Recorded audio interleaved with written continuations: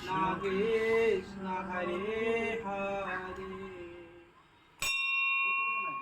এই যে ছাদ থেকে একটা সুন্দর মন্দির দেখা যাচ্ছে, দেখতে পাচ্ছ তোমরা?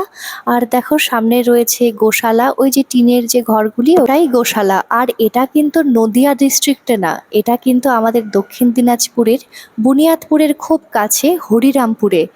একদম চলে আসতে হবে হরিরামপুরে। আর এখানেই রয়েছে দেখো সুন্দর নৃসিংহদেবের মন্দির।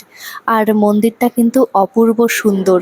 আর সাথে ভগবানের প্রিয় ফুল চাঁপা ফুলের গাছ আছে, আরো সুন্দর সুন্দর গাছ আছে।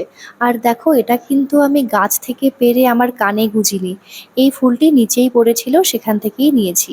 আর মন্দিরটা তখন বন্ধ রয়েছে, মন্দিরের পাশে রয়েছে একটা সুন্দর পুষ্করিণী, আর সাথে ঘাট বাঁধানো রয়েছে, ভীষণ ভালো লাগছিল এখানটাতে। আর এই মন্দিরটা ওপেন হয় 6:30, 7টা, 7:30টার দিকে, আর আমরা এসেছিলাম 5টার দিকে।